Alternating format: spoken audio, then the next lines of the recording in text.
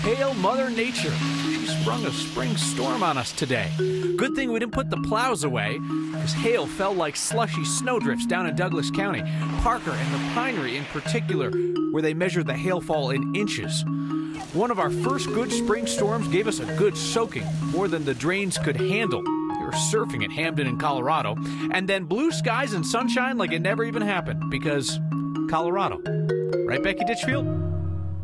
You got that. Pretty typical day for us, especially in May. And now here's the partly cloudy skies here for the Denver metro area. We still may see an isolated shower or two here through the evening, but the bulk of the severe weather way out on our eastern plains, where we still have a severe thunderstorm warning for parts of Cheyenne County. This storm is intense, producing a lot of lightning, hail, tennis ball size, 2.5 inches or larger, and wind gusts of 75 miles per hour. This severe thunderstorm warning will go until about 6:15 tonight. To our north, we still have some showers impacting northern and northeastern Colorado. These will continue to progress eastward, and then in its wake, a little bit of light rain may develop overnight here in Denver tonight. Patchy fog is also possible. Our lows will drop to about 48 degrees. We'll have mostly cloudy skies. That fog clears out by about 8:30 tomorrow morning, and then tomorrow afternoon, showers and thunderstorms pick back up again. Highs will reach 70. This time, severe weather not as much of a threat. However, small hail will still be possible along with gusty winds. Kyle, it looks like Wednesday we're going to see drier skies with a high of 80. Becky, thank you. The first burial of Fort Logan was a soldier's daughter in 1889. The most recent is Army Specialist Gabe Conti from Berthoud. The paratrooper killed 2 weeks ago today in Afghanistan was laid to rest this morning. His funeral was Saturday in Longmont. Private burial today for the 22-year-old whose family said he was devoted his entire life to protecting the innocent. Aurora Mayor Steve Hogan died yesterday morning after bidding his city farewell just last Wednesday with a public letter as he announced he was entering home hospice care for cancer. Mayor Hogan was 69. Flags fly at half-staff today across our state on the order of Governor Hickenlooper, a friend of Hogan's, who stood in for him at Aurora's State of the City last week. Hickenlooper called Hogan that rare public servant who put people before the party. 7 years as mayor. More than 20 years on city council. Hogan guided Aurora through a time of intense growth. I really recommend that you read an Aurora Sentinel piece by the editor there, Dave Perry, who did not always agree with Hogan's Republican politics. In fact, he says they fought a lot. But Perry wrote this in the form of a letter to Hogan. Quote, "There are many people and things that should be credited with changing Aurora from being a sprawling suburb into a culturally rich political powerhouse of a city. But no one deserves the credit that you do. You never make a spectacle of yourself in front of the parade. Instead, you efficiently clear the way for everyone to march on." There's a link to that Sentinel editorial on the next Facebook page. At the moment, Aurora City Councilwoman Marcia Berzins is serving as Mayor Pro Tem. City Council has 45 days to appoint someone to fill that vacancy until the next election. So perhaps you heard the U.S. Supreme Court struck down a federal ban on sports betting today. What you likely didn't hear is that Colorado has had its own ban just sitting there collecting dust for decades. Though that is not even the most surprising thing that our Marshall Zellinger learned while researching this story. Colorado law is very specific on what is considered a legal game and where those games can be played. Roulette, blackjack, craps, poker, and slot machines are the only legal form of gaming in Colorado, and the state law limits them only to Central City, Blackhawk, and Cripple Creek. So how does the possibility of betting on, say, the Broncos fit in? We're finalizing our analysis on that specific question. However, our preliminary indications are that it would require a vote of the people. The Department of Revenue oversees gaming and enforcement in Colorado, which can't include betting on any sporting event because, well, it turns out there's already another state law that forbids gambling on sporting events specifically. So lawmakers need to repeal that law first before the state can figure out if it wants to monetize betting on games. We've requested a formal Attorney General's opinion to give us the specifics on what would be required in order to allow gaming either inside or outside of casinos in the state of Colorado as a result of today's Supreme Court decision. Even Democratic State Representative Alec Garnett tweeted he's exploring a Colorado solution to legalize sports betting, though it has to wait until next year because the legislature's already done, and then perhaps a vote of the people to authorize where it can happen and where the tax revenue might go. Today, there are likely individuals in the state that are violating existing laws and gambling on sports, at which point the state does not gain any tax revenue associated with that. 8 times, voters have been asked if gaming can happen outside of the 3 mountain towns listed in Colorado law, and each time it's been voted down. That would likely need to pass first for betting windows to open at a stadium or in a strip mall. This can't happen at horse tracks or off-track betting without a major change in law also. And Kyle, even more interesting than the potential for sports betting in Colorado is that it took the Supreme Court's ruling today for us to realize we've been calling one of those cities the wrong name this entire time. What? City of Central. City of Central, Black Hawk, and Cripple Creek. What is this City of Central? No, I don't know about this. All right, Marshall, thank you. But seriously, did you know that it is not Central City? Because I thought it was Central City. I thought everybody thought it was Central City. You didn't know it was Central, be honest. We called up the mayor to clarify. Most people refer to us as Central City, but technically, when we were formed, we were the City of Central. The reason for it being called the City of Central was because there were many, many mining camps in this area, and Central City was the one that was in the center of all of them, and that's why it got this name. But technically, on a lot of the older documents, including our very initial document, signed by Ulysses S. Grant, we were the City of Central. The City of Central is rich in history, of course, as the oldest operating opera house west of the Mississippi. We're not going to do that around here, are we? No, I don't think that we should. The City of Central. Teachers and students in Pueblo are back in class today after a 5-day strike by the teachers union there. And the lesson in this case is clear. That strike worked. The district's last, best, and final offer to the teachers was not its last, or its best, or its final offer. The teachers got closer to their financial demands by walking out of class and staying out.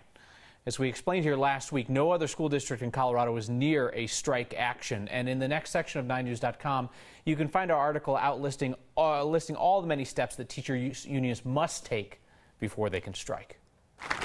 And this journey will bring you a balance of beauty that helps you want more than anything else to reach out and help those who are also struggling. And that is beautiful as well. Past Civic Center Park in Denver, and you'll likely see some people who appear to be struggling with drug addiction. That's nothing new. You will also see a new and very public monument to other Coloradans who are struggling with an often hidden addiction, opioids. The state is using the park as the focal point for its Lift the Label campaign. So this is a really incredible event out here. There is a stigma attached to people that use opioids, and as a result, a lot of people don't get treatment. Hi, I'm Blair Hubbard. I am currently in recovery from opioid addiction, most recently heroin addiction. My use with opioids began quite innocently, so to speak. I was prescribed opiates after receiving surgery to have my wisdom teeth removed. Over a period of time, I sought out more opiates and began using on a daily basis. When I started using heroin, it was actually my first experience with needles. I hit an artery in my hand and ultimately had to have the end of my finger amputated. When I tried to receive help from that medical team, as a result of telling me that I would never amount to anything, it made me withdraw and continue using rather than stopping. In 2011, when I had open heart surgery, that was the first time that a medical team actually treated me with compassion and as if they genuinely cared. I think this is the beginning of something that is going to be extremely impactful and life-saving for people who use opiates. Blair says she's doing well now. Nearly 7 years sober, she's engaged to get married, and she's currently counseling people who are struggling with addiction as she once did. Dogs do what dogs do, and this guy makes money off of it. A coffee house in Arvada opens up the world of work to people who otherwise might be excluded.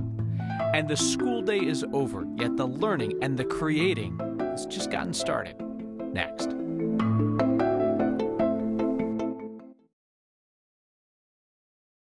Today we take a trip to Arvada for a cup of coffee and a conversation about how Colorado might make its workplaces more inclusive for people with developmental disabilities.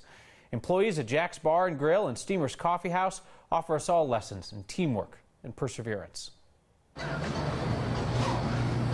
Yep. Good job, Jay. My name's Jack Miller, one of the owners here at Jack's Bar and Grill and Steamer's Coffee House. We started probably about 11 years ago, and we've grown into what we are now. My wife and I, my wife's she's been a lifelong social worker. My husband Jack found a coffee shop for sale and said, let's buy this coffee shop and employ people with developmental disabilities, and I was kind of all into that. So we did it, and we started with 3 employees with developmental disabilities, and I think that either our 4th or 5th employee that we hired was actually Jay. Jay is blind and deaf and has a developmental disability, and he is the best dishwasher I think I've ever gotten to meet.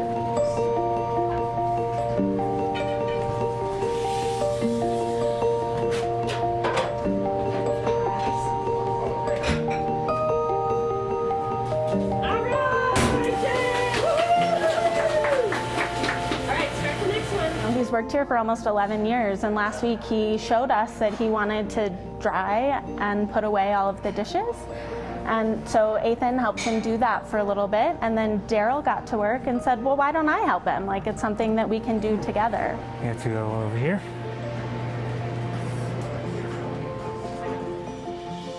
Oh, I'm a busboy, dishwasher, and a singer. Put that over here. Well, our friendship has blossomed over here. He's a good worker. There's nothing I can say stuff about him. Daryl he has his own way of communicating that is so opposite of Jay. Daryl can really talk, and he loves to talk to customers, and he loves to interact with customers, and he's so funny, and he has such a good laugh. He's known for singing happy birthday to people, so people will call ahead for their birthday and check and see if Daryl's working that night, and if not, they'll come on a night when he is working just so he can sing to them. 1, 2, 3. Happy birthday to you. Happy birthday to you. Daryl and Jay are both just willing to try anything, and I think that's a good reminder for us all to just reach outside of our comfort zones a little bit.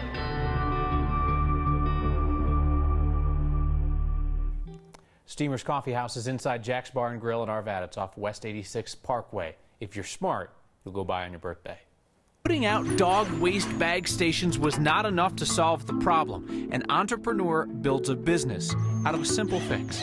Students are creating a stunning piece of street art. Moment of pride for them to be able to see it coming to life on a wall, large scale. And a sign that could use some clarification. Next.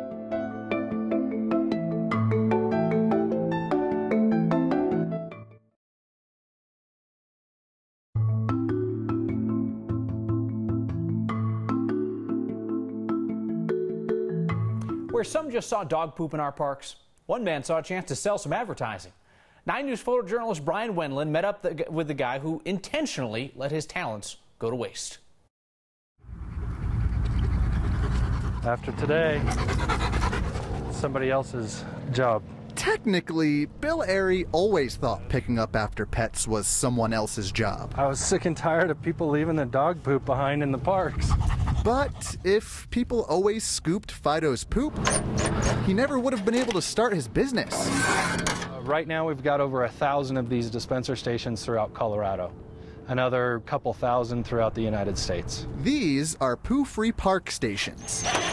He came up with the idea after noticing similar stations in Denver sitting bagless for weeks at a time. Not only were there no bags in those dispenser stations managed by Denver Parks and Rec, somebody had actually been using it as a trash can. Bill installs these stations and refills them every week.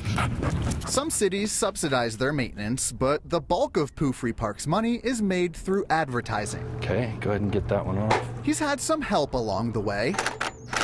I've been doing this ever since I can remember. My daughter, Georgia, has always called herself the Poo Free Parks assistant since she was a year old. Go ahead and put them in here. The Poo Free Parks assistant is going to need a new job title.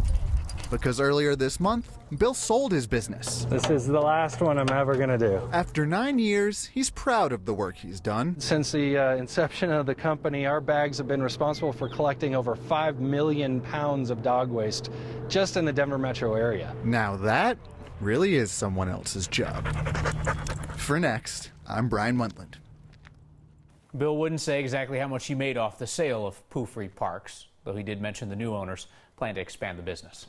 Hey, it's a sign spotted at UC Health's Anschutz Medical Campus. Next viewer Pamela Puterbaugh wondered, what are the women vending? Probably better not to ask. Yeah, I'm pretty sure if you have to ask, Pamela, then they're not vending to you.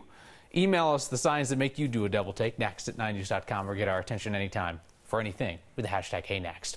We are back with a beautiful splash of color on this stormy day, and feedback suggests your mind was blown too. Next.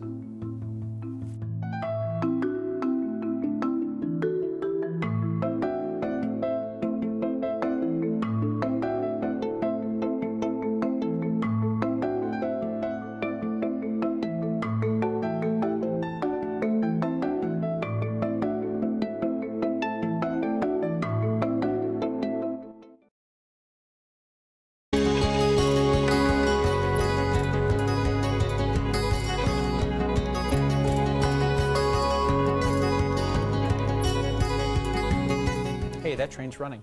Staying late after school is often synonymous with trouble, but students at Kunstmiller Creative Arts Academy are getting into street art after hours. Our Ann Herbst takes us there with her camera.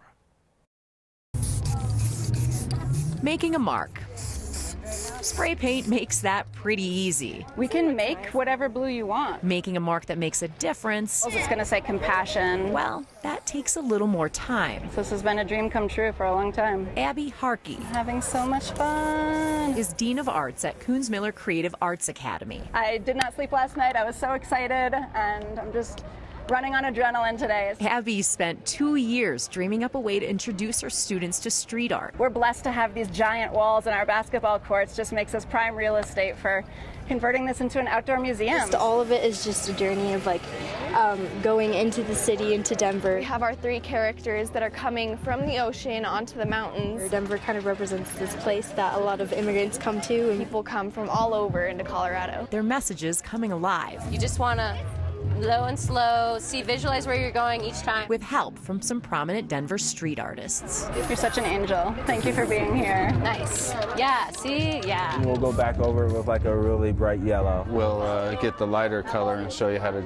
highlight. Yeah, it's super exciting to have all these different muralists come and support us. Even like elementary kids are showing up. I don't know if it's just the taco truck that they're interested in, but to make sure you live your life right, you have to make your mark on the world. And so it's crazy that this will be here for pretty much forever. A moment of pride for them to be able to see it coming to life on a wall, large scale. Line by line, students are making their mark. Because we all want to have a place in this world. And they're just getting started. And have a legacy here. For Next, this is Ann Herbst. Those murals are supposed to be finished by the end of the school year in a few weeks, so we'll give you a look when they're done. Your feedback indicates a whole ton of you love Jacks and Steamers in Arvada, where employees with developmental disabilities get to learn the dignity of work. Sandra writes, thanks for the great story about Jacks and Steamers, one of our favorite local places for great food and a wonderful contribution to our community. Mary Beth Ahern says they do such a great job. Why no mention of the yummy jams and jellies? Well, now we're going deep on the menu, Mary Beth, but that's a good recommendation for people. And Chris Castellano writes, the city of Central, pass, like the city of commerce, Central City, and Commerce City, like God intended. Chris has settled it for us. We will see you next time.